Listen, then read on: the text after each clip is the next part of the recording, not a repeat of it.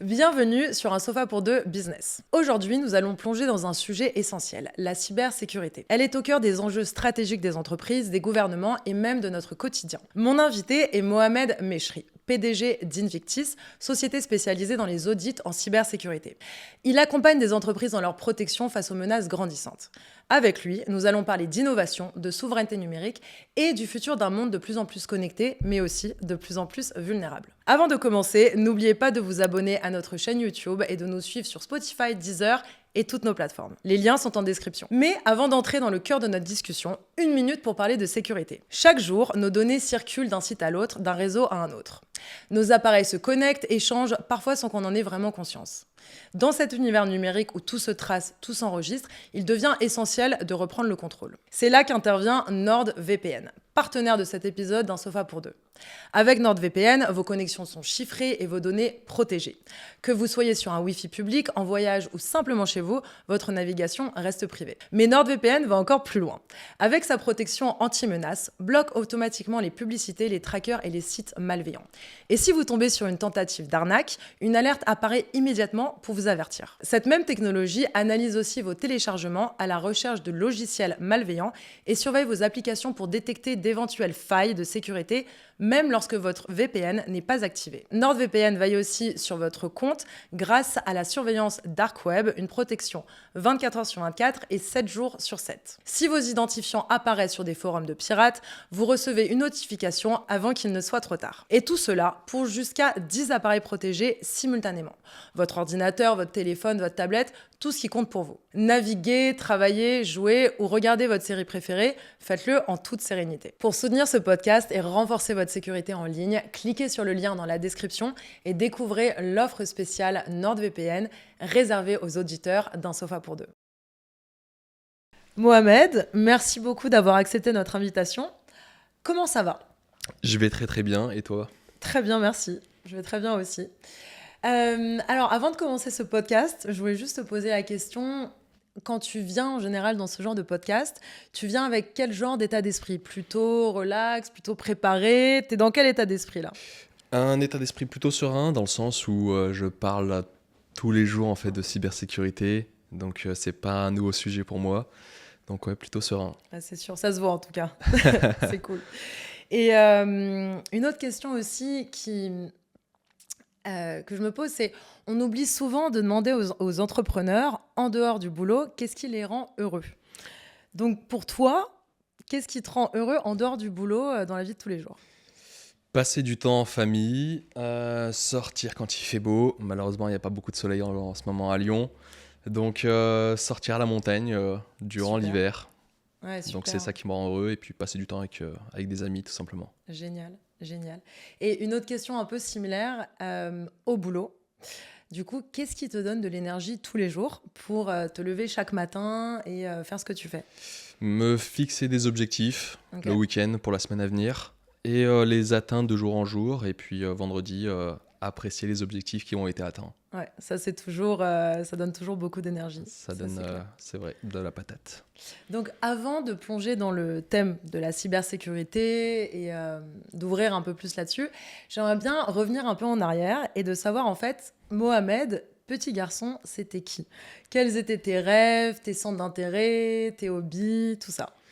Alors, petit garçon, j'étais toujours avec un tournevis dans la main, Ah ouais ? Ok. toujours, à démonter les jouets qu'on m'offrait pour ensuite essayer de les remonter, voir ce qu'il y avait dedans.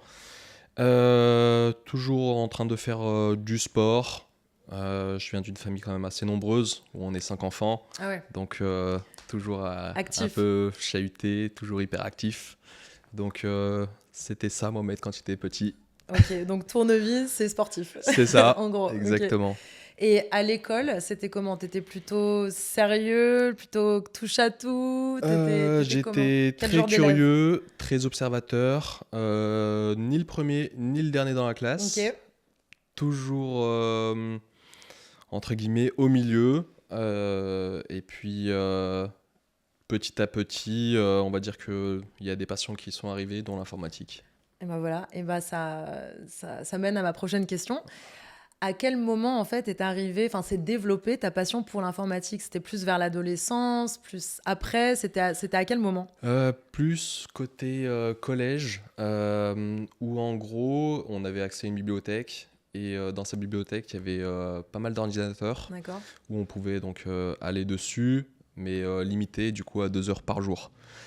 Donc je me préparais quand même plutôt bien avant d'aller sur l'ordinateur en me disant qu'est-ce que je dois faire. Ah bah oui, c'est sûr, parce que tu as Ça passe deux très heures. vite.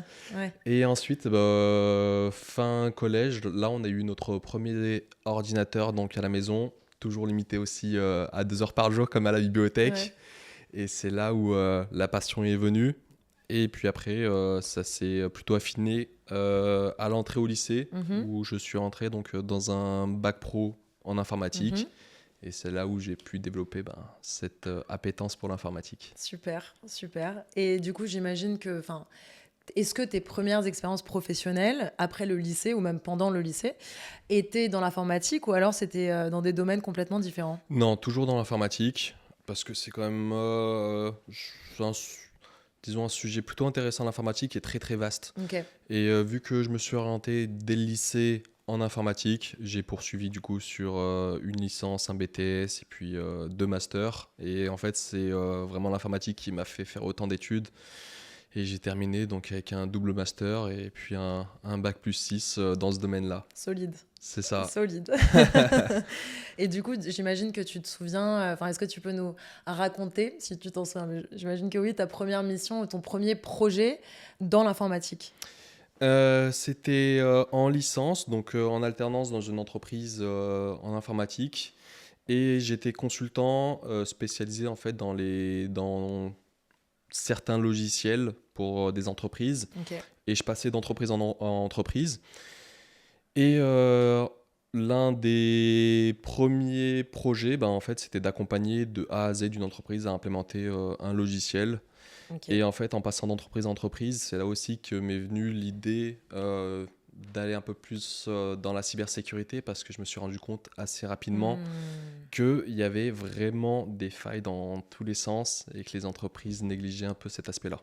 Donc c'est à ce moment-là, en fait, au fur et à mesure d'installer des programmes informatiques dans des entreprises, que tu t'es dit, que tu voulais faire de la cybersécurité ton domaine d'expertise. C'est ça, exactement. Et Ok. puis très tôt, en fait, avec mon père, on regardait beaucoup de magazines sur l'informatique. Et il y a un site qui s'appelle Xerfi, qui est plutôt intéressant, qui faisait des études de marché sur les années à venir. Et la cybersécurité revenait de beaucoup. Et avec mon père qui m'a conseillé, je me suis lancé du coup dans la cybersécurité. Dedans. Ok. C'est ça. Ok. Donc en fait, t'as vu l'opportunité, t'as vu peut-être l'avenir dans la cybersécurité à Exactement. travers tout ce qui se passait dans le monde aussi, quoi. Tout à fait, c'est ça. Du coup, donc, pour rentrer un peu plus en profondeur dans le sujet de la cybersécurité, donc, on entend souvent parler de phishing, ransomware, malware, spyware ou encore DDoS. Pour nos auditeurs qui ne sont pas forcément experts en cybersécurité, est-ce que tu peux nous parler un peu tu peux nous dire quelle est la différence entre tous ces types d'attaques? Alors déjà, le point commun entre toutes ces techniques d'attaque, c'est exploiter une vulnérabilité, du coup Bien qu'elle sûr. soit technique ou humaine. Donc l'objectif du ransomware, c'est de chiffrer et ensuite de demander une rançon. Le phishing, c'est de piéger un individu en se faisant passer pour une entreprise légitime qui lui envoie un mail. Le DDoS, c'est étouffer un serveur en lui envoyant beaucoup de paquets. Et le spyware, son objectif, c'est d'espionner ce qu'on est en train de faire sur un ordinateur ou dans un système d'information. Donc c'est ça, entre guillemets, les différentes techniques, et pour faire vraiment simple la description. Ouais, il y a beaucoup d'attaques, il y a beaucoup plus d'attaques qu'on ne l'imagine en fait. C'est De exactement menaces. ça, exactement. Et en fait, ces menaces, au fur et à mesure du temps, et avec l'arrivée notamment de l'IA, Ouais, elles commencent à vraiment bien se sophistiquer. bien sûr. Et ça devient de plus en plus compliqué, mais pas impossible de les repérer. Et puis ensuite, l'objectif, c'est de les déjouer. Bah, et donc, justement, la prochaine question, c'est, donc, j'imagine qu'il y a des attaques plus directes, enfin, qu'on voit plus, et il y a d'autres attaques qui passent souvent inaperçues. Donc, selon toi, quelles sont les menaces invisibles ou sous-estimées auxquelles les entreprises doivent-elles vraiment faire attention? Alors, pour la menace vraiment sous-estimée, c'est la partie humaine. En fait, il faut savoir que dans 90% des cas, une Ouais, cyberattaque, c'est dû à une erreur humaine. ok. Et l'humain, c'est vraiment le maillon faible de tout système d'information. On a beau investir des millions dans de la technologie, mais derrière, si les humains ne sont pas formés à faire attention, ça ouvre la Hmm, voie et on ouvre des portes. Et du coup, ben, ces portes vont être empruntées par des acteurs malveillants. Donc pour moi, c'est vraiment l'humain qui est la pièce maîtresse d'une bonne cybersécurité. ok. Et donc, du coup, enfin, j'imagine qu'il y a un protocole un peu de base à suivre. C'est ça, en fait, ça passe par beaucoup de formation, former ses Ah oui, collaborateurs sur les d'accord. bonnes pratiques de la cybersécurité, dans le sens où si on a des fichiers qui bougent sur le bureau de Mhm. l'ordinateur, s'en rendre compte, signaler à l'IT ce qui est en train de se passer, ou admettons sur le PC, du jour au lendemain, on a des choses qui apparaissent, pas hésiter à déconnecter le Wi-Fi du PC, le débrancher d'un point de vue Ethernet, et encore une fois avertir l'IT. Mais en fait, c'est vraiment essayer de voir les prémices d'une attaque, d'une potentielle attaque, et avertir pour diminuer, entre guillemets, L'impact, l'impact que bien ça peut sûr. avoir si on ne fait rien.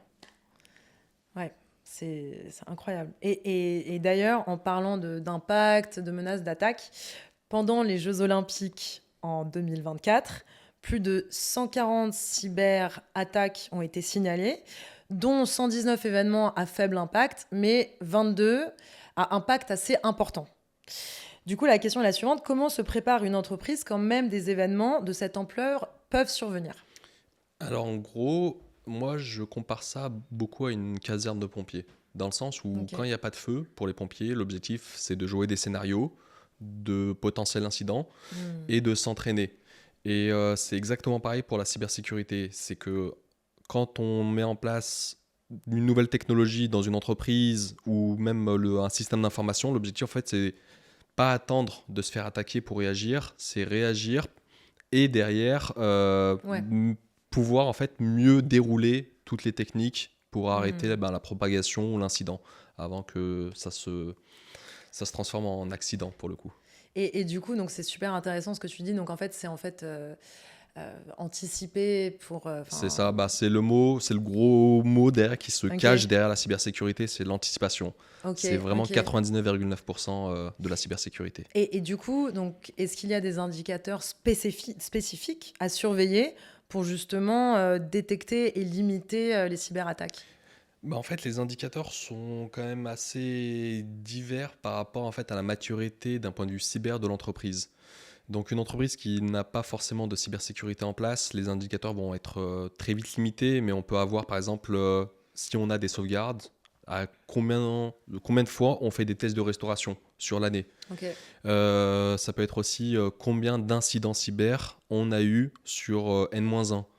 Et en Mhm, fait, tous ces indicateurs vont permettre d'ajuster au mieux les actions qui vont être entreprises mhm. et par la suite ben, de limiter le risque. À savoir qu'en soi, le risque ne peut jamais être à zéro, Oui, bien sûr. mais l'objectif, c'est quand même de s'améliorer et d'anticiper un maximum bah, Ouais. tout ce qui peut arriver. Et de le diminuer au maximum Exactement, tout à fait. pour atténuer les conséquences, Tout à en fait. fait. Et les impacts. Ok. Et il y a eu d'autres incidents majeurs aussi qu'on a vus, comme j'imagine que enfin, tu connais ces chiffres, mais donc il y a eu 2,5 milliards de comptes Gmail compromis, Mhm. France Travail touché avec 340 000 demandeurs d'emploi potentiellement concernés, et la cyberattaque sur le logiciel Muse euh, de Collins Aerospace qui a paralysé plusieurs grands aéroports européens. Comment explique-t-on que même ces grandes entreprises puissent se faire attaquer avec autant d'impact? Eh ben, en gros, toutes ces entreprises, elles ont des fournisseurs et en fait, le système d'information des fournisseurs, l'entreprise en soi, elle ne peut pas les contrôler. C'est la D'accord. responsabilité des petites entreprises et des Oui. fournisseurs. Donc, on ne peut pas avoir les yeux forcément partout. Et ça, c'est un peu l'angle mort de la cyber, c'est que pour les grandes entreprises, c'est d'ouvrir aux fournisseurs des entrées sur leur système d'information ou de faire appel à des fournisseurs pour des logiciels comme Muse. D'accord. Et en fait, on s'en rend compte assez rapidement que Muse partageait ce logiciel sur plusieurs aéroports. Et ce logiciel permettrait du coup l'enregistrement des passagers et des valises. Ouais. Et si eux sont pas sécurisés, ben, l'impact elle est dupliqué sur les X aéroports qui utilisent ce logiciel. Donc c'est assez complexe pour un gros groupe de fermer vraiment toutes les portes. Bien sûr. Je dirais même que c'est entre guillemets un peu impossible, mais Ouais. ça montre que tout le monde, peu importe la taille, Bien sûr. peut Ouais. être visé et avoir des impacts. Et là, l'impact pour Muse, c'est qu'avant cette cyberattaque, on savait clairement pas Muse Qu'est-ce que c'était? qu'est-ce que c'était. Ouais, bien Et sûr. là, l'impact sur l'image, tout le monde connaît Muse Ça a rendu pour la compte. cyberattaque et pour la paralysie de plusieurs Ouais. aéroports en Europe. C'est un bon marketing gratuit. Ouais. Et D'accord. après, en Europe, la France, ben, elle est au deuxième rang des pays les plus visés. Donc, je pense que avec l'avancée des technologies, de l'IA, des techniques, ça peut être assez problématique avec le temps qui court. Mais là, l'objectif, comme tout à l'heure, c'est d'anticiper un maximum tous ces petits angles morts et de les rectifier avant que ça devienne un accident. Ah non, mais c'est sûr. Et du coup, donc, tu parlais un peu d'intelligence artificielle, mais avec l'arrivée de l'intelligence artificielle générative, les deepfakes, l'automatisation, à quoi ressembleront les cyberattaques, par exemple, dans 5 à 10 ans? Elles seront beaucoup plus automatisées, même si elles le sont déjà, mais vraiment beaucoup plus. Ouais. Et puis après, par rapport au deepfake, ça peut être aussi très très problématique dans le sens où je ne sais pas si tu as entendu parler de ce qui s'est passé à Singapour. Donc il y a une entreprise singapourienne qui a une dirigeante à sa tête. Et il y a donc un acteur malveillant qui a récupéré sur LinkedIn l'image, une photo de la dirigeante. Avec l'IA, a créé du coup un masque, a créé ensuite une invitation Teams, a invité tous les dirigeants, a animé cette réunion et à la fin de la réunion a demandé à son DAF de faire un virement de 25 millions de dollars. Et du coup, le DAF, en voyant sa dirigeante, alors que c'était pas du tout elle, il s'est exécuté et on s'en est rendu compte par la suite. Combien de temps après? J'ai pas le time, le délai, mais je pense que ça s'est vite su en interne. Et après, par rapport aussi à l'IA, aujourd'hui, en fait, c'est ultra facile d'imiter la voix de quelqu'un. Et par rapport du coup à la fraude au président, c'est en gros se faire passer pour le président d'une entreprise et appeler son DAF. Avec l'IA, on peut vraiment avoir le timbre de voix du président. Et quand le DAF répond, il peut ne pas s'en rendre compte. Donc déjà, sans l'IA, le record de la fraude au président est de 33 millions d'euros en un seul coup de fil. Et je pense qu'avec l'IA, on va pouvoir peut-être battre ce record. Et comment tu penses justement que est-ce que la cybersécurité peut utiliser l'IA aussi pour devenir beaucoup plus performante? Totalement. Et dans quel... Sur l'aspect détection des événements anormaux dans un système d'information, ça c'est vraiment déjà un gros plus. Et puis après, elle peut accompagner les entreprises à affiner entre guillemets leur paramétrage et leur stratégie de cybersécurité. Donc c'est une bonne chose comme une mauvaise chose en soi, l'IA. Donc autant essayer de l'utiliser un maximum à son avantage. Ouais, bien sûr. Et donc du coup, en fait, toi, avec ta vue, ton expertise, les attaques que tu vois aussi tous les jours, j'imagine que tu connais vraiment la menace et les conséquences des cyberattaques avec l'intelligence artificielle qui arrive. Est-ce que tu dirais aujourd'hui que la cybersécurité est encore trop perçue comme une dépense plutôt qu'un investissement stratégique par les entreprises? Aujourd'hui, en fait, malheureusement, quand je rencontre des dirigeants d'entreprise, ils voient la cybersécurité comme un enjeu, mais de vraiment second plan. Okay. Alors que quand on regarde les stats, 8 entreprises sur 10, suite à une cyberattaque, déposent le bilan. Ça devrait être un enjeu de premier plan. Mais ce n'est pas le cas aujourd'hui. Et pour le dirigeant d'entreprise, en fait, c'est une obligation pour lui de mettre en place de la cybersécurité. Bien sûr. Mais c'est sous-estimé et je pense que c'est aussi lié au fait que la cybersécurité, c'est un mot qui fait entre guillemets un peu peur et on n'a pas forcément envie de directement s'y intéresser. Et le truc, c'est que Quand on n'investit pas dans sa cybersécurité, il y a des enjeux derrière de cyberattaques, de Bien fuites sûr. de données. Et ces fuites de données peuvent avoir un impact direct sur l'entreprise, aussi bien sur les clients que l'image de l'entreprise. Aujourd'hui, en fait, on peut mettre 20 ans à construire une réputation et puis en un week-end, suite à un leak, absolument tout perdre. Un peu comme Ouais, Muse bien qui sûr. a dégradé son image de Hmm. marque. Et également tout ce qui est impact au niveau des collaborateurs, dans le sens où dans un système d'information, on a du coup des dossiers RH, parce que chaque collaborateur, pour signer son Ah oui. contrat, va devoir donner sa carte d'identité, son numéro de sécu, plein de données personnelles. Et quand on subit une cyberattaque, ces données, elles valent entre guillemets un peu de l'or Bah, pour bien sûr. Ouais. les cybercriminels qui vont derrière les exfiltrer et essayer d'en faire de l'argent. Et aujourd'hui, quand on regarde ce qu'on peut faire avec une pièce d'identité, c'est quand même assez affolant. Ouais, mais c'est ça le mot, c'est un peu affolant. Et du coup, comment, comment convaincre, je dirais, un dirigeant d'entreprise de vraiment mettre ça au premier plan plutôt qu'au deuxième plan et de voir ça vraiment plus comme un investissement stratégique pour renforcer sa confiance aussi avec ses clients, toi qui parlais de ça tout à l'heure, plutôt que juste un coût en plus. Moi, à mon niveau, ce qui m'a beaucoup aidé, c'est que depuis 3 ans, je suis enseignant dans plusieurs écoles d'ingénieurs à Lyon et puis à Ok. Grenoble. Ouais, Et le fait d'enseigner, ça m'a appris à beaucoup vulgariser. Et Bien quand sûr. je me dirige vers un dirigeant d'entreprise et que je suis en réunion avec lui, l'objectif, c'est de lui expliquer vraiment très simplement Ouais, les c'est enjeux, ça. Mhm. pas seulement de lui parler technique et informatique, mais de mettre en avant sa tranquillité d'esprit et son obligation de conformité. Mhm. Et lui expliquer qu'également que investir dans la cybersécurité, c'est investir dans la pérennité de son entreprise. Et à partir du moment où il comprend Bien ces sûr. enjeux, il va se dire que oui, la cybersécurité, c'est quand même plutôt Ouais. un enjeu majeur pour soutenir la croissance de mon entreprise. Et que si je ne le fais pas, d'un, je peux perdre mon entreprise. De deux, je peux avoir ma responsabilité civile et pénale engagée, Bien sûr. chose que beaucoup de dirigeants ne savent pas, Mhm. ou peut-être se mettre des œillères en se Ouais, disant que ça va jamais mon arriver. entreprise, elle n'est pas assez importante pour être visée, D'accord, alors que c'est complètement faux. Et en plus, protéger mes collaborateurs. bien sûr. Donc l'un dans l'autre, c'est un enchaînement de responsabilités qui doivent être pris par le dirigeant. Hmm. Et donc un déblocage des fonds pour investir et Ouais, derrière de ne pas le regretter s'il arrive quelque chose.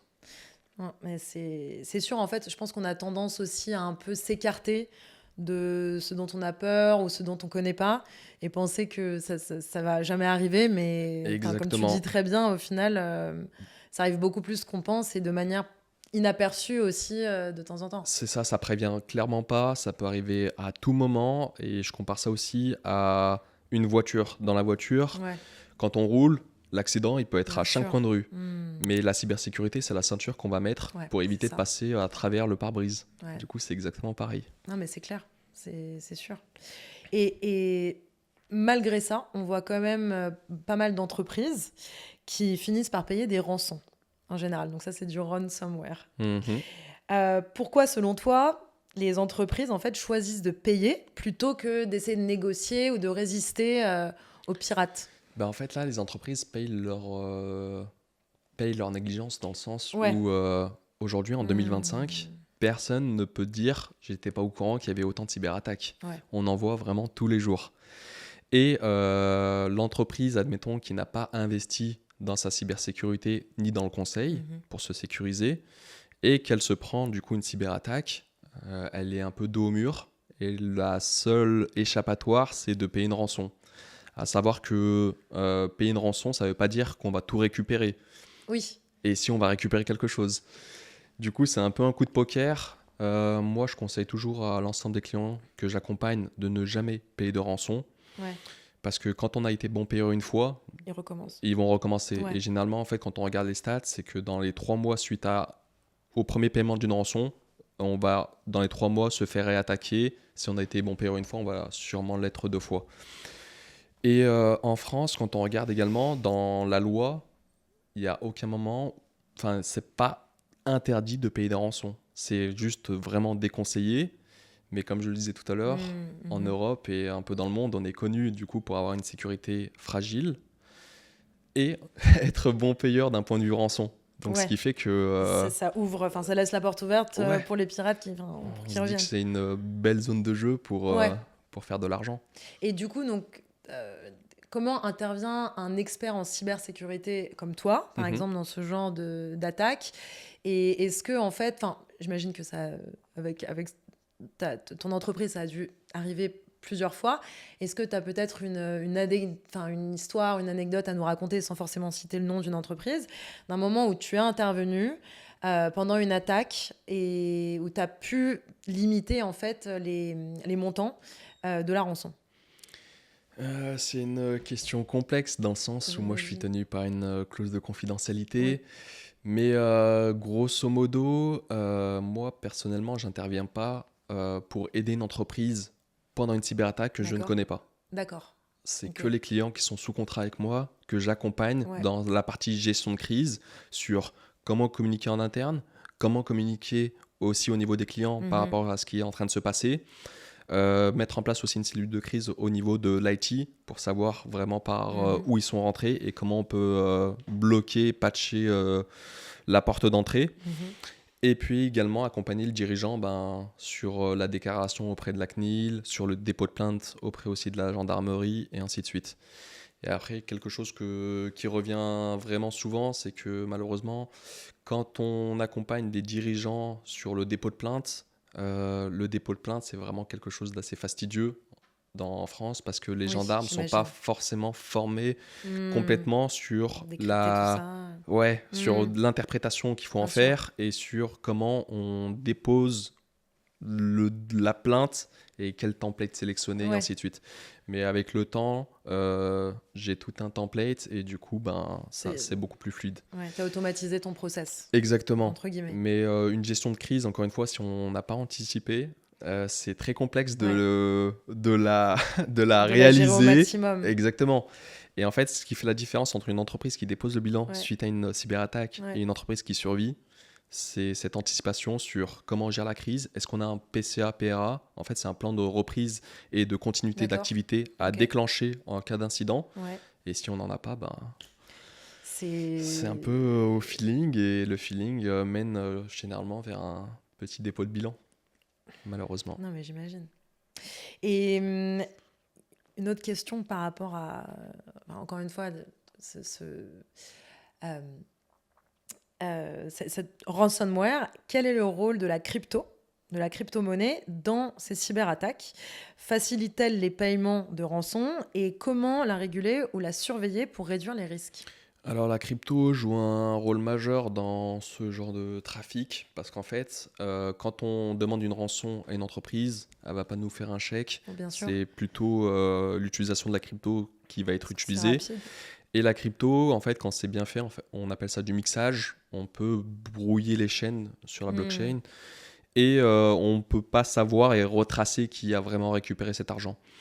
Et la crypto permet aussi un blanchiment d'argent. Il y a des DAB, du coup des distributeurs Hmm. automatiques sur Paris, Mhm. qui ont été trouvés et puis démantelés. Et en gros, ces DAB permettaient de convertir la crypto en billets physiques et du coup blanchiment d'argent. Et ces DAB existent aussi à Dubaï Ouais, et ainsi de suite. Mais ouais. l'objectif, c'est de brouiller un maximum les pistes.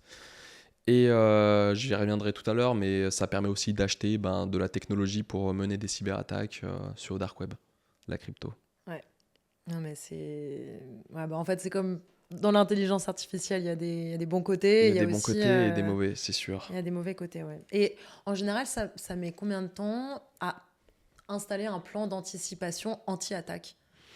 Combien de temps une entreprise doit s'y prendre à l'avance, en fait? En fait, Enfin, à l'avance, on ne sait pas quand l'attaque va arriver, ouais, mais mais... si l'entreprise aujourd'hui, à l'instant T, n'a pas de PCA-PRA, faut directement commencer à se faire accompagner pour mettre ça en place. D'accord. Et en fonction du consultant, ça peut être assez rapide, mais après, c'est pas uniquement avoir une procédure, c'est pouvoir la jouer avec le temps pour la peaufiner.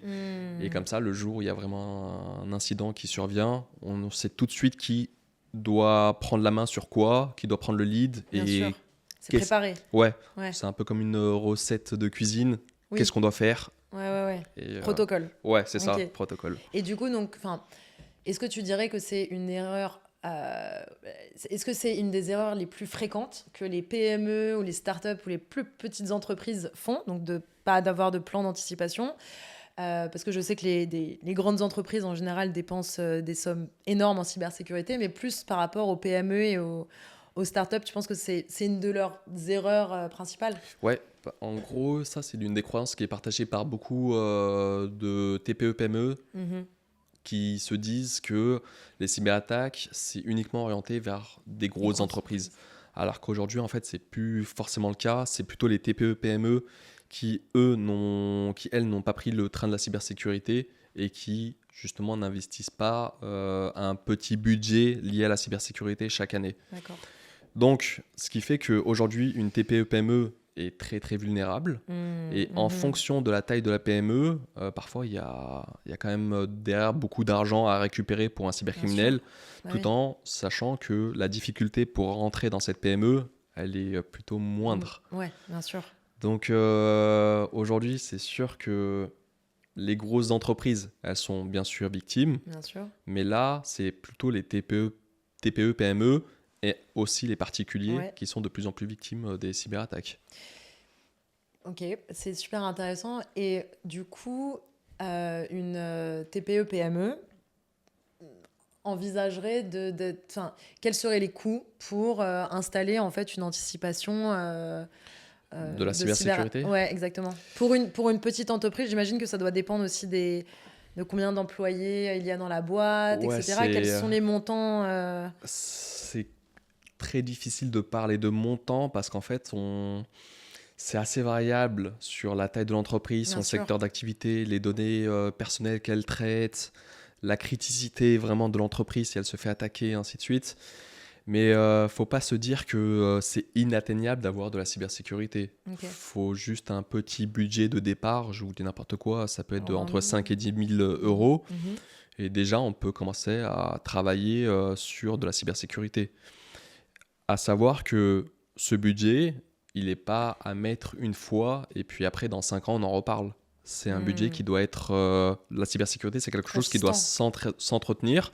Et donc, d'année en année, l'objectif, c'est de réinvestir et de protéger un maximum son entreprise et d'accompagner son entreprise à faire face aux nouvelles technologies, aux nouvelles techniques d'attaque. Ouais, non, bien sûr. Donc, c'est pas quelque chose d'inatteignable, il faut juste se rendre compte du ROI. Et le ROI se mesure en la diminution du risque de déposer de bilan, de fuite de données, d'impact juridique, d'impact sur les clients, sur les collaborateurs, sur l'entreprise, et ainsi de suite. Ouais, et c'est pas forcément des chiffres auxquels tous les chefs d'entreprise de start-up pensent forcément ou ont accès. Ouais, pour une petite entreprise, une start-up, là, l'objectif, c'est vraiment de surperformer sur C'est son ça. cœur de métier. La partie sécurité, on la met un peu de côté, tout comme la partie RGPD, on la met un peu de côté. À savoir qu'en France, le RGPD, par exemple, est en application depuis 2018. Mais quand je parle de RGPD avec de nouveaux clients, on me demande souvent c'est quoi vraiment le RGPD, qu'est-ce qu'on doit mettre en place. Ok. Alors que c'est en application depuis 2018. Et suite à une cyberattaque, par exemple, le tribunal peut demander un audit, une expertise judiciaire de l'entreprise, voir s'il y a eu une négligence ou pas. Et si on détecte de la négligence sur la partie sécurité, parce qu'il n'y en a pas, C'est pour eux. s'il n'y a pas aussi une mise à niveau d'un point de vue RGPD, en fait, les cases sont pas cochées et ça peut être encore une fois très problématique pour le dirigeant de l'entreprise. Et malheureusement, sur aussi les dommages collatéraux côté client, collaborateur. Ouais. C'est Donc un peu un jeu de domino. Hein. Bien sûr, ouais, non, mais c'est sûr. C'est sûr, quoi. Donc, ça fait vraiment l'effet boule de neige, en fait. Dès que ça Exactement. commence à être déclenché, Tout à fait. ça peut devenir énorme, quoi. C'est ça. Et pas se dire, jusqu'à présent, on n'a jamais subi Bien de sûr. dommages cyber. C'est un peu comme la voiture de tout à l'heure. Bien Ça sûr. peut venir vraiment à tout moment. Tout moment. Mhm. Et donc, non, mais c'est clair. Et du coup, le marché français Mhm. de la cybersécurité est aujourd'hui évalué à 5,68 milliards d'euros pour 2025. Est-ce que ce montant te paraît suffisant pour faire face aux menaces actuelles? En fait, le montant comme ça, il peut paraître vraiment énorme, Ouais, mais il faut pas vraiment se fier au montant. Il faut plutôt se fier sur comment on va allouer ce montant, sur quels c'est risques on va ça, les allouer. bien sûr. Et il faut le faire de manière intelligente. Donc l'objectif, c'est pas vraiment de parler de gros chiffres comme celui-ci, c'est plutôt de raisonner en matière de risque. Dans le Mhm. sens où, dans mon entreprise, combien de risques j'ai Mhm, et mhm, comment je mhm. vais éclater mon budget sur ces postes de dépenses. Donc, ouais, c'est plutôt une Ouais, approche gestion des risques qu'il faut adopter, pas forcément argent. ouais. Donc, Ouais, non, c'est sûr, c'est sûr. Bah, de toute façon, c'est voir un peu où le placer en fonction, ben, comme tu dis, de où se trouvent les risques et où les minimiser exactement. Et le plus. beaucoup d'entreprises que je rencontre n'ont pas forcément fait cet effort aussi de faire une sorte d'audit sur les risques Hmm. qui sont dans mon contexte. Donc, si on ne connaît pas ces risques et ces points d'entrée, Et, et, compliqué de savoir où est-ce que je vais positionner des agents de maîtrise. et comment une entreprise aujourd'hui peut faire un audit facilement? Euh, Genre une PME, une start-up, comment Soit faire un audit interne, Ok, donc avec un personnel de l'IT, où en gros il va lister des exigences à passer en revue ok. tout en étant impartial, Mhm. soit faire appel à un consultant extérieur qui va Comme... mener un audit sans avoir entre guillemets d'attache avec l'entreprise, être complètement Neutre. impartial, Mhm. complètement neutre, et derrière en tirer des conclusions et ensuite les présenter Faire le rapport et... exactement aux Ok. dirigeants en disant qu'aujourd'hui vous avez 56 portes d'entrée. Et en fait, ces portes d'entrée, l'objectif, ben, c'est de les fermer. Bien sûr. Mais comme je le disais, au fur et à mesure du temps, il y en a d'autres qui vont s'ouvrir. Ouais, et créer une muraille, entre guillemets, fondationnelle qui Exactement, protège c'est un au moins maximum. avoir un socle, une stratégie, Ouais. une méthodologie pour gérer ces risques-là, les repérer et mettre des agents de maîtrise au fur et à mesure. Donc en fait, le premier pas pour toutes les entreprises, que ce soit des grandes entreprises, des startups, des PME, c'est déjà de faire un audit en fait Exactement, d'entrée tout à fait. et en fait de refaire des audits de manière annuelle parce que j'imagine que l'audit va être différent Tout à à fait, partir du moment où on commence une entreprise et en fonction de son évolution. exactement. Ben, t'as tout dit dans le sens où une entreprise, à l'instant T, admettons sur 2024, elle était d'une certaine taille, elle avait une offre de service Mhm, définie, mais en mhm. 2025, il y a 30 collaborateurs de plus, des Ouais, fournisseurs c'est ça. reliés au système d'information en plus. Mhm. Donc le contexte évolue, il faut accompagner ce contexte et le maîtriser. Ouais, ok. C'est ça, en fait, c'est vraiment tout un écosystème quoi, qu'il faut aussi C'est ça, protéger, en fait, exactement. parce que toute entreprise enfin, va toucher ses partenaires Et ça serait tellement dommage d'avoir mis autant d'efforts à construire une grosse Ah ouais, entreprise, bien sûr. de Donc l'avoir faites vos audits. élancée. C'est ça, il faut Mais- investir dans l'audit de cybersécurité, en tirer des conclusions et passer à l'action. Ok, merci.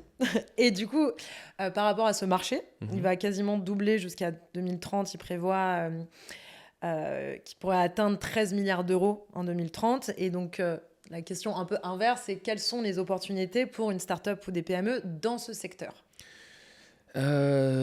Donc les opportunités par rapport, moi, à mon niveau Ouais. avec Invictis, c'est de proposer de plus en plus d'audits diversifiés dans Hmm, cybersécurité. Et nous, on se dirige vers plus de pentest pour en faire, entre guillemets, notre cœur de métier. Donc en gros, le pentest, ça consiste à avoir un client avec donc une entreprise et lancer des attaques comme si on était des acteurs ok. malveillants dans son système et essayer de rentrer. Et là, l'objectif, en fait, c'est que quand on ouvre une porte et qu'on arrive à exploiter cette porte, Mhm. bah d'aider le client à la refermer, à la patcher et le faire vraiment constamment.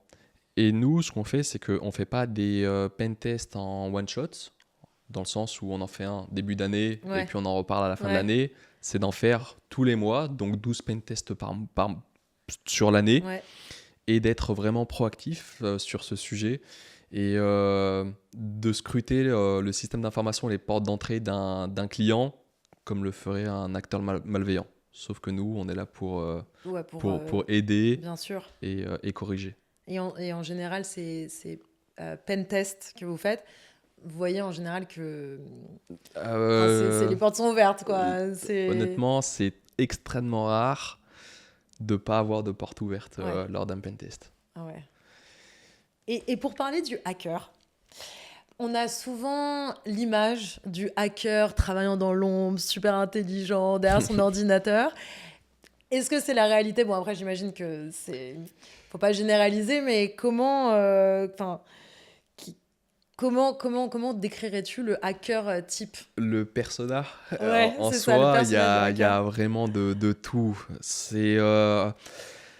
Par exemple, pour te prendre un exemple, Bouygues Telecom a subi récemment une cyberattaque, Ok. un gros leak, et quand on regarde derrière qui était à l'origine de ce leak, c'est un ado de 16 ans Non. qui habitait chez ses parents dans un tout petit village de province Ah oui.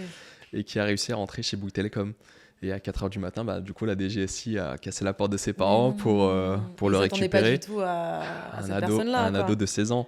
Et en gros, aujourd'hui, en fait, on parle plus vraiment de hackers un peu solitaires Ouais. dans l'ombre. Ok. On parle vraiment d'organisation criminelle. Voilà, d'accord. Et en fait, il y a 3 types d'organisations criminelles qui sont D'accord. toutes motivées par quelque chose. Ok. Ça peut être l'idéologie, en faisant de la propagande, le sabotage et le gain financier.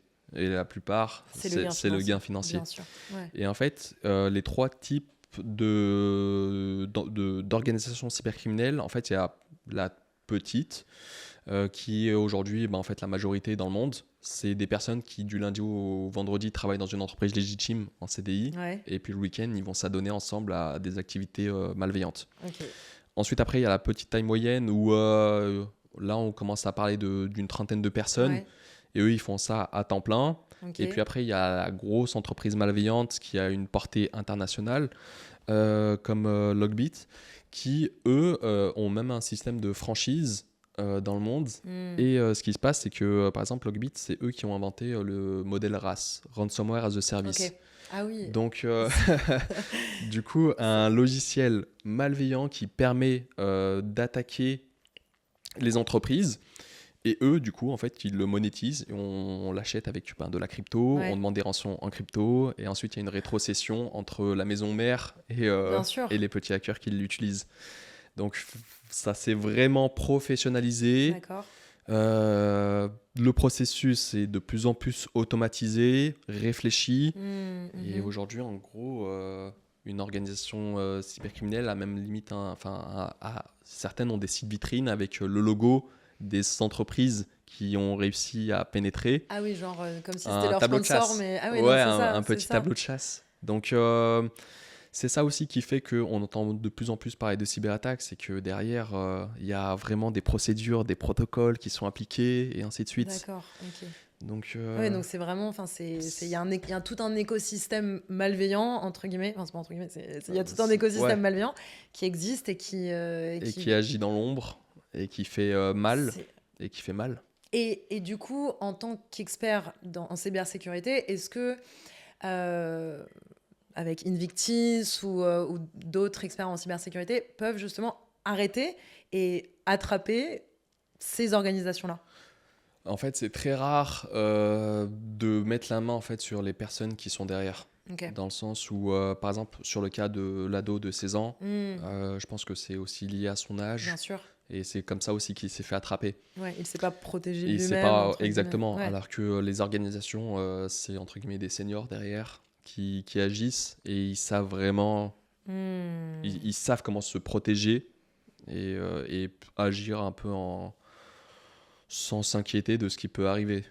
Après, en soi, on attrape, par exemple, en Malaisie, des organisations cybercriminelles qui s'est fait démanteler. Mais c'est assez rare quand même. Ouais. Et c'est complexe. Ouais, j'imagine. Il faut avoir les moyens pour le faire en plus. Bien sûr, ouais. Dis donc. Et alors, parlons un peu de vision de cybersécurité d'un point de vue stratégique et géopolitique. Les conflits récents dans le monde ont montré que le cyberspace est devenu un enjeu stratégique. Quel impact ça t'illustre sur ton travail? Par rapport au cyberespace, en fait, c'est une question complexe, Ouais. celle-là. Attends, est-ce que tu peux me la reposer? Ouais. Donc, les conflits récents ont montré que le cyberspace est devenu un enjeu stratégique. Est-ce que cela a eu un impact sur ton travail? Et si oui, quel impact ça a eu? Alors, ça a eu un impact sur en fait le choix des technologies qu'on propose derrière aux clients, Ok. dans le sens où il y a une question aussi de souveraineté numérique. Mhm. Pour faire un petit exemple, je vais te donner des noms d'entreprises et tu vas me dire où est-ce qu'elles sont localisées. Par exemple, Microsoft, Ouais. USA. USA, Ouais. exactement, Google, USA. Ouais. ChatGPT, Pareil. et ainsi de suite. Ok. Et en gros, on se rend compte que quasi toutes les très bonnes technologies sont localisées sur un seul endroit, donc les États-Unis. Et le choix aujourd'hui qu'on fait, c'est de proposer plus de l'open source à nos clients.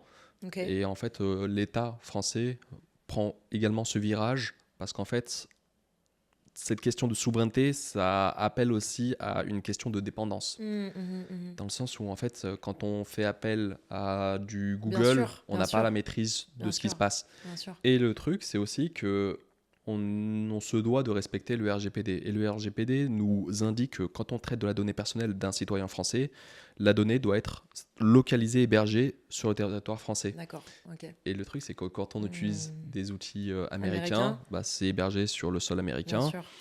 Et aux États-Unis, la Ok. loi n'est clairement pas la même que la Bien nôtre. sûr. Ok. Et en gros, le gouvernement américain peut rentrer dans vos serveurs et puis essayer de regarder un peu ce qui est Ouais. intéressant sans vous avertir et sans vous le notifier.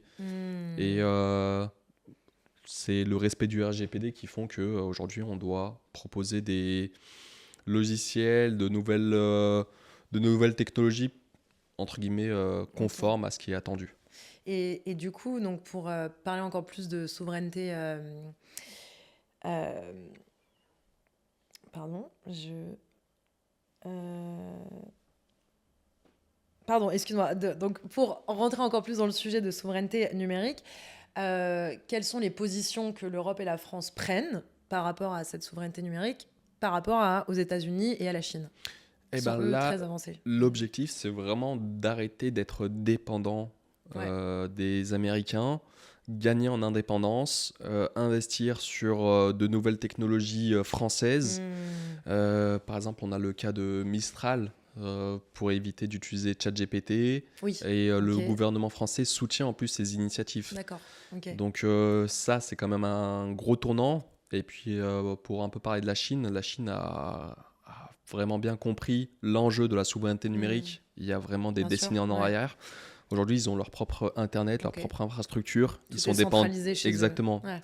Aucune dépendance à quiconque. Ok. Et en plus, quand on veut faire affaire avec la Chine et où on veut héberger des données, ça se fait directement sur leur territoire. On peut Hyper pas efficace. on Ok. peut pas transiger avec ça. Ouais. Et là, l'objectif de la France, c'est de répliquer un peu ce domaine, mais tout en respectant la liberté de chacun et en protégeant au maximum les données des citoyens français. Et donc, du coup, tu penses qu'en France, il faudrait plus de régulation, de flexibilité pour protéger nos systèmes, un peu des deux? Comment t'envisagerais que la France pourrait arriver en fait à cette centralisation Il faudrait mettre à en l'intérieur du place pays? des règles. Sans règles, c'est le chaos, mais il faut quand même mettre en place de la flexibilité sur le choix des actions qui vont être entreprises ou même les idées de jeunes entrepreneurs qui veulent appliquer et puis les soutenir. Mais c'était quoi déjà la question?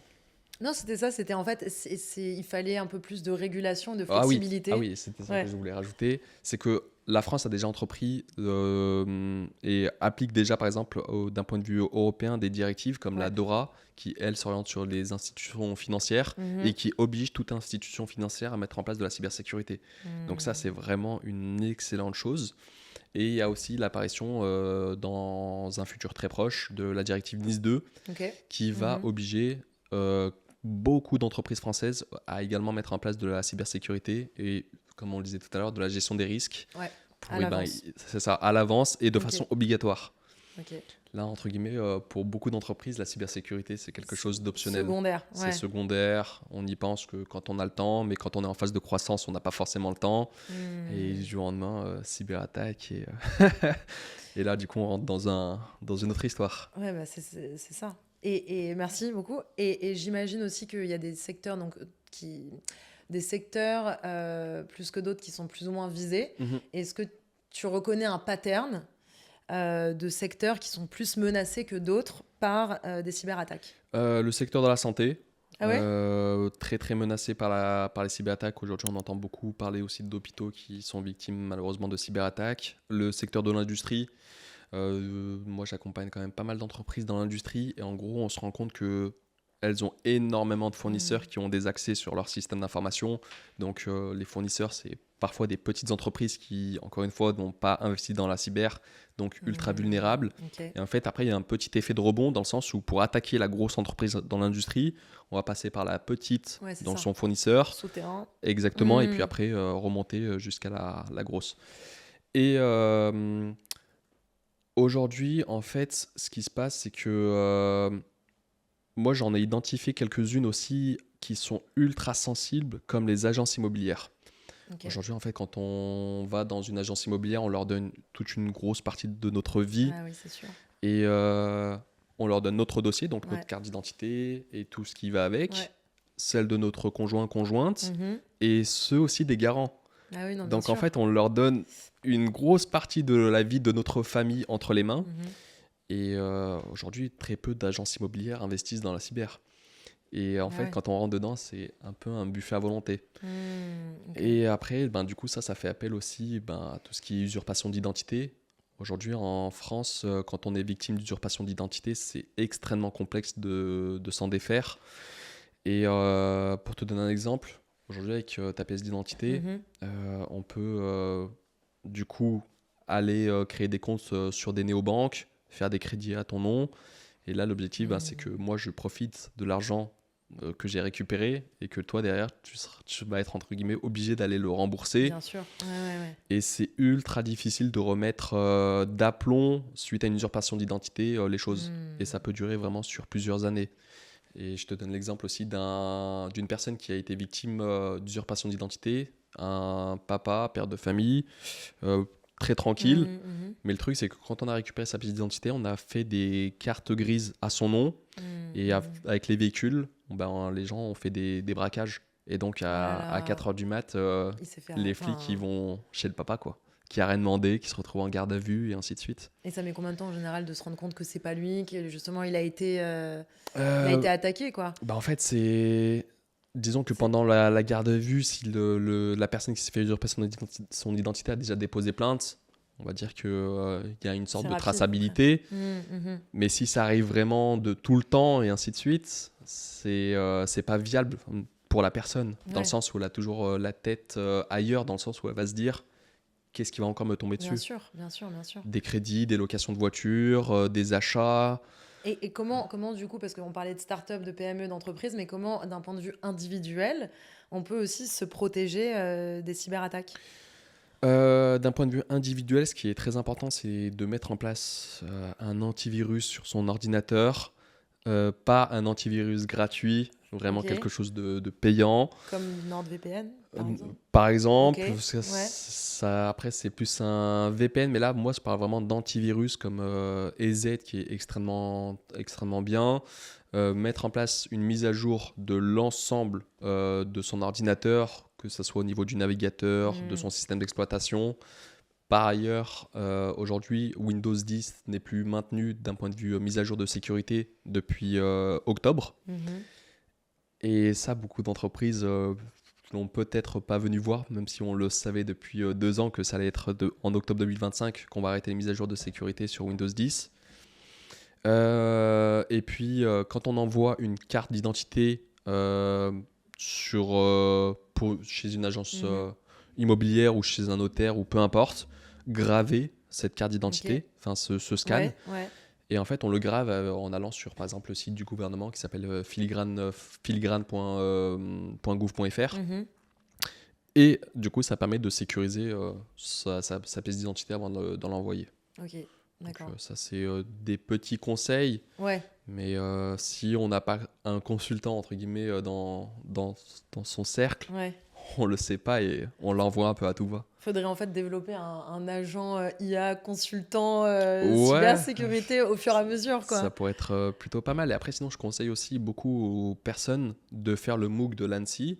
Ok. Et en fait, c'est des petites formations pour se Ah oui, bah, non, mais protéger c'est vrai, c'est en tant bien. que Ouais. particulier sur le domaine de la cyber. Et comment on trouve ces formations? Enfin, En fait, il faut juste aller sur Google, on tape MOOC, ANSSI, MOUC?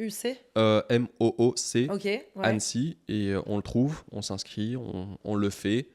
Et après, l'objectif, c'est d'apprendre des choses et de le reconseiller en retour à Mais d'autres bien sûr, personnes et de ouais. prêcher la bonne parole au plus grand nombre. Mais c'est sûr, hein. Enfin, en fait, c'est inévitable dans l'ère dans laquelle on est en train d'évoluer. C'est Exact. inévitable, il faut que tout le monde Tout faut qu'on le fasse se tous. numérise, tout se Bien digitalise. sûr. Du coup, sa carte d'identité, on l'envoie vraiment de partout. À partir du moment où on est étudiant, on doit l'envoyer à des écoles. Bah, bien sûr. Semaine dernière,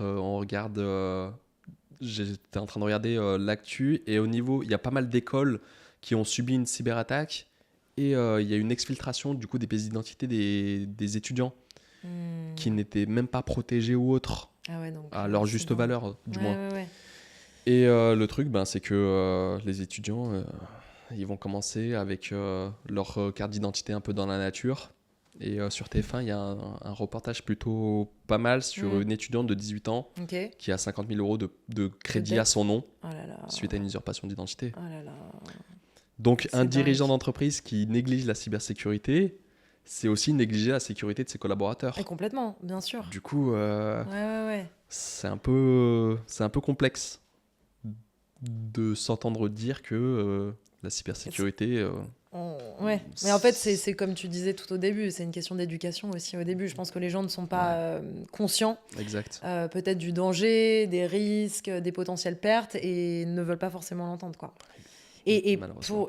pour donc les startups et les PME, quelles innovations sont selon toi les plus prometteuses pour renforcer la cybersécurité et créer de nouvelles opportunités business? Ça peut être du coup la mise en place de ces nouvelles directives Ouais, qui c'est vont sûr. justement booster la cybersécurité parce qu'elle va devenir obligatoire. Bien sûr.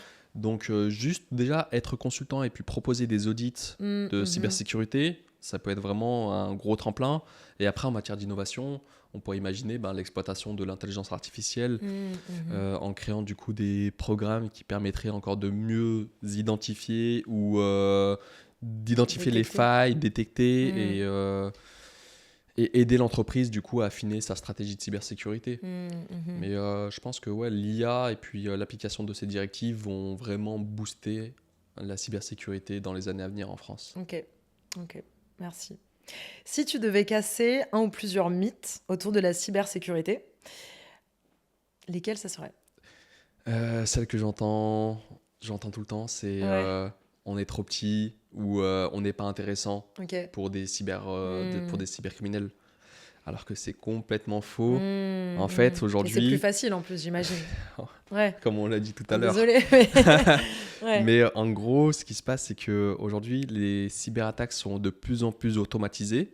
On ne va pas cibler une entreprise, dans le sens où le hacker il va jeter un filet et il va voir quelle entreprise va se faire piéger par ce filet. Ouais.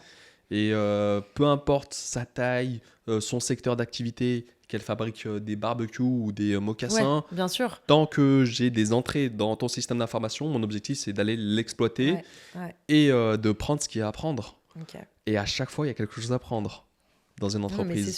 c'est sûr. Du coup, qu'on soit vraiment auto-entrepreneur, donc seul, Ouais. ou une grosse entreprise, franchement, tout le monde peut être visé. Un particulier, vraiment tout le monde. Et ça, c'est la fausse croyance en disant que oui, c'est que les grosses entreprises du CAC 40 qui sont visées. Oui, c'est plus le cas. Et donc, du coup, en fait, pour même résumer toute cette conversation et donner en fait un espèce d'outil pratique à une startup ou une PME qui a cette fausse croyance, ça serait de leur dire, en fait, faites un audit, Mhm. une fois par an ou de manière, je sais pas moi, Ouais, c'est annuel. trimestrielle ou annuelle, Mhm. exactement, et soyez prêts à investir entre 5 et 20 000 euros pour que aussi ils se préparent peut-être mentalement, parce qu'évidemment, peut-être qu'un un frein pour eux, c'est peut-être l'investissement que ça représente, comme ils ne voient pas ça comme un investissement stratégique, mais plutôt comme un coût. Et voilà, de leur conseiller de faire un audit plus annoncer une fourchette, quoi. Exactement. Et ouais, ben, à minima, même si on veut pas investir plusieurs milliers d'euros, Ouais. de simples bonnes pratiques, dans le sens où on met en place de la sauvegarde. On teste Bien que sûr, nos c'est sauvegardes ça. fonctionnent bien, on forme nos collaborateurs. Si on n'a Ouais. pas d'argent pour payer un consultant, ben, le jeu, ça serait d'inscrire tous les collaborateurs sur le MOOC de l'ANSSI. C'est gratuit, C'est ça. de le faire Ouais. et de communiquer régulièrement sur l'importance de la cybersécurité via une simple newsletter envoyée tous les mois en Ouais, non, mais c'est disant ça. voici le récap des entreprises qui C'est se sont ça. fait attaquer. Donc c'est un risque qui est Ouais. tous les jours présent. Faites attention.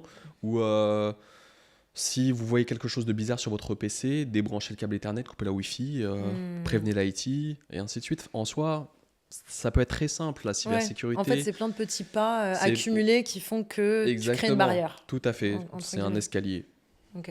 step by step. Ok, step by step. Donc, voilà, step by step. Et ok, et du coup, j'aimerais bien revenir un petit peu aussi sur ton parcours entrepreneurial, parce que j'imagine que dans les auditeurs, il y a pas mal d'entrepreneurs aussi. Mhm. Euh, donc, on dit souvent que créer une entreprise dans la tech, c'est autant de doutes que de réussites. Avec ton recul, est-ce que tu te souviens de tes premiers questionnements, de tes premiers doutes? Moi, en soi, j'ai toujours voulu être à mon compte. Donc, en fait, grosso modo, T'étais j'ai décidé. fait 6 mois de CDI jusqu'à présent. Ok, ok. Mais du coup, je me Ouais. suis directement lancé à mon compte. Et les premières problématiques que moi, je me suis posées et que j'ai rencontrées, c'était le manque de légitimité. D'accord. Ouais. Dans le sens où je parais très jeune et des fois, on te juge uniquement à ton apparence, Bien sûr. sans Bien sûr. savoir qu'est-ce que tu as fait avant, quelles sont tes spécialités, tes certifications et ainsi de suite. Et ça, en gros, ça se déjoue assez rapidement dans le sens où quand il y a un client qui te fait confiance Bien et sûr. qu'il voit de quoi tu es capable et que derrière, il est satisfait de ton travail, bah, toi-même, tu prends confiance. Et après, tu peux l'utiliser comme référence Bien sûr. auprès d'autres prospects qui ont ce doute Bien vis-à-vis sûr. de toi. Et du coup, ben, tes clients deviennent, entre guillemets, tes références, tes commerciaux. Et l'objectif, ben, c'est de, Construire de après, construire, c'est ça, au fur et à mesure. une image de marque, une image de confiance, et ainsi de suite.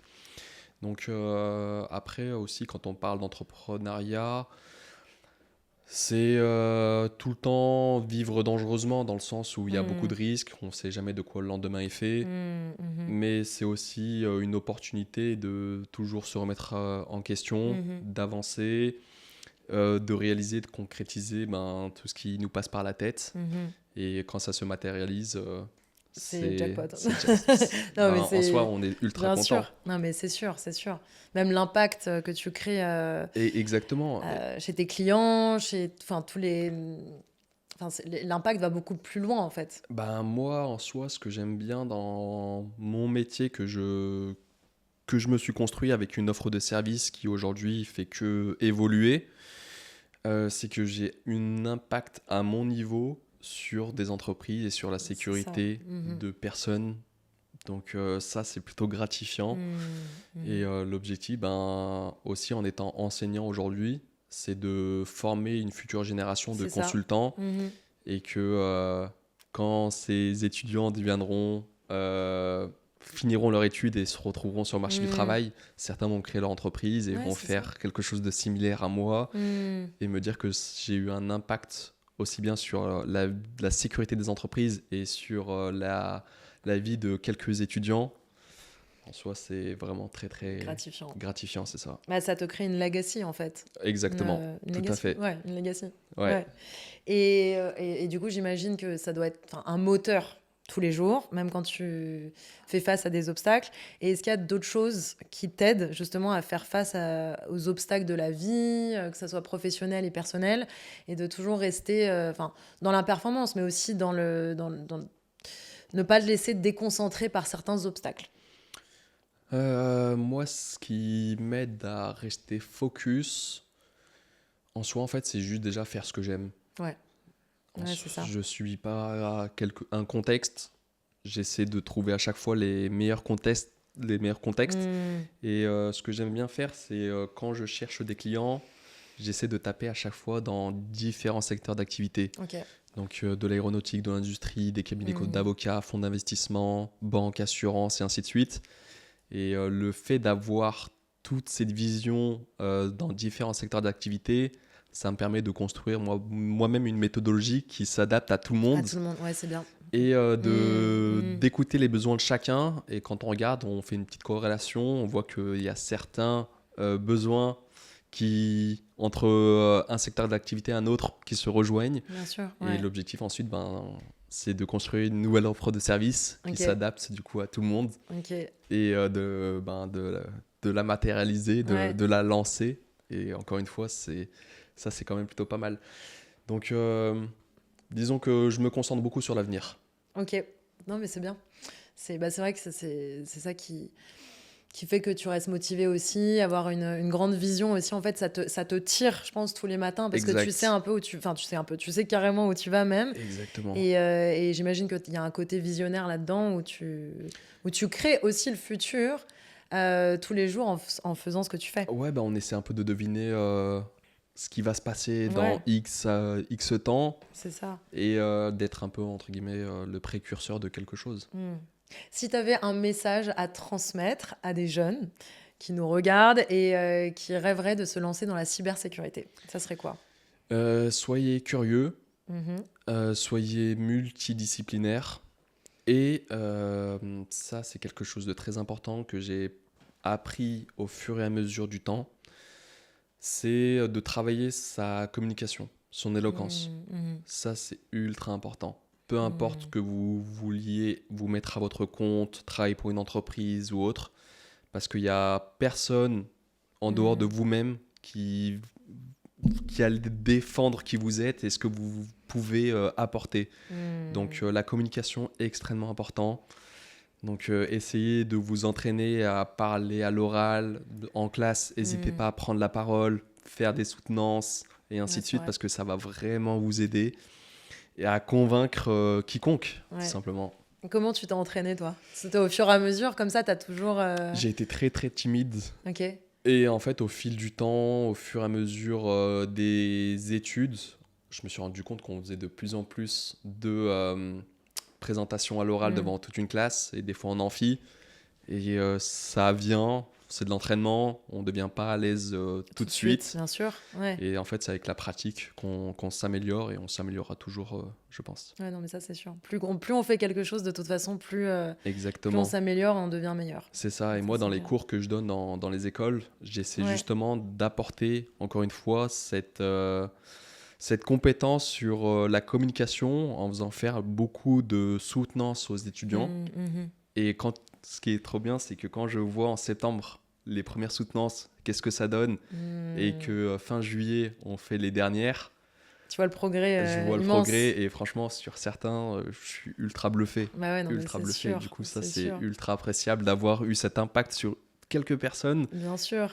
Et je me dis que grâce à ça, peut-être qu'elles vont. Bah c'est sûr, bien sûr. T'as fait ouvrir, en fait, d'autres portes et C'est ça, d'autres horizons, quoi. exactement. C'est génial. Ok, bah super. Et ok, du coup, les dernières questions. Avec tout ce parcours et cette expérience, quand tu prends du recul, quel est ton sentiment aujourd'hui par rapport à la cybersécurité? Par rapport déjà à moi, satisfaction. Ok. Ouais. Satisfaction d'avoir entrepris, Mhm. d'avoir pris le risque d'entreprendre et de viser à chaque fois toujours plus loin. Mhm. Et puis par rapport à la cybersécurité, la France met tout en place, du moins met Mhm. beaucoup de moyens en Mhm. place pour sécuriser au national les entreprises françaises ainsi que les institutions. Mhm. Et avec l'arrivée aussi de ces nouvelles directives, ça va donner un élan. C'est sûr. Et Ouais. j'ai hâte d'être dans cet élan et de le suivre de près. Ouais. Donc, J'imagine. tourner vers l'avenir dans les Ok. mois qui viennent. Et l'objectif, c'est de peaufiner encore une fois l'offre des services, être plus sur du pentest, avec de l'audit. et puis Super. essayer de sécuriser un maximum d'entreprises. Super. Est-ce que, avant de terminer, est-ce qu'il y aurait quelque chose que tu aimerais rajouter ou partager à notre audience? Par rapport à tout ce qu'on a dit, essayez un maximum en tant que dirigeant d'entreprise, peu importe la taille de votre entreprise, parce qu'on l'a vu, la taille, elle ne veut rien dire, on peut être la cible. Essayez de prendre contact avec un consultant en cybersécurité, faire un audit, voir quelles sont les portes d'entrée ouvertes, même les fenêtres, peu importe, mettre en place des actions de correction. Faites attention au RGPD, renseignez-vous également sur tout l'aspect contractuel lié à vos fournisseurs. Ça, c'est aussi un angle mort de la cybersécurité. Ok. Quand j'accompagne des clients, Ouais. j'essaie de tout le temps leur demander tous les contrats de leurs fournisseurs. Et dans plein de contrats, c'est indiqué noir sur blanc, en cas de cyberattaque, nous ne pouvons pas être tenus responsables des dommages causés à votre entreprise. Et donc là, c'est essayer de trouver les bons fournisseurs avec qui travailler. Ok. Et puis faire attention aussi à toute la partie RGPD. Comme je le répète, elle est en application depuis 2018. Aujourd'hui, on est en 2025. Si on voit suite à une cyberattaque que vous n'êtes pas bon d'un point de vue cyber, pas bon d'un point de vue RGPD, ça peut faire assez mal pour le dirigeant. Bien sûr. Donc, et formez vos collaborateurs sur les bonnes pratiques. Ok. Même si ce n'est que 10 minutes dans le mois, c'est mieux que rien. Et pas se dire aussi que la cybersécurité, c'est un mot qui fait peur. C'est, on va dire, une opportunité de soutenir le socle de son business et d'avancer vers l'avenir, parce que l'avenir, c'est de plus en plus de cyberattaques, tout simplement. Ouais, mais non, mais c'est sûr. Donc, la cybersécurité, ça doit être vraiment un sujet incontournable. Incontournable. Et En fait, c'est une puis, partie intégrante de notre ère, tout simplement. exactement. Il faut même plus se poser la question. C'est juste, ça Ouais. fait partie de là où on va, C'est ça. là où va la technologie, etc. Du coup, autant l'accompagner et pas essayer de se dire, de se mettre des œillères. Bien sûr. Y aller, pas attendre de subir une cyberattaque pour réagir. Bien sûr. Là, si tout va bien, tant mieux, mais essayer de réagir par anticipation. Ouais. Et comme ça, au moins, le jour où ça arrive, vous êtes plutôt Préparé. serein. Exactement. Comment peut-on te trouver si on a des dirigeants de start-up et de PME là, qui nous regardent et qui disent « Ah, il faut que j'appelle Mohamed, faut absolument que Alors, j'installe un beaucoup me système. contactent directement via LinkedIn. » Ok, Et puis sinon, le site de Invictis va être diffusé du coup fin octobre 2025, donc à la fin du mois. ok. Il sera Ouais, en ligne, donc vous pouvez me contacter directement. directement depuis le site. Ok, super. Bah, en tout cas, merci Mohamed. Merci grand beaucoup plaisir. pour ton expertise, ta sincérité, d'avoir partagé tout ça. C'était extrêmement intéressant. Et ouais, merci beaucoup. Merci à toi. Si cet épisode vous a plu, n'hésitez pas à le partager autour de vous. La cybersécurité, c'est l'affaire de tous et chaque écoute, chaque partage aide à faire circuler les bonnes pratiques. Pensez aussi à vous abonner sur YouTube, Spotify, Deezer ou votre plateforme d'écoute préférée et à nous suivre sur les réseaux sociaux pour ne rien manquer des prochains épisodes d'Un Sofa pour deux Business.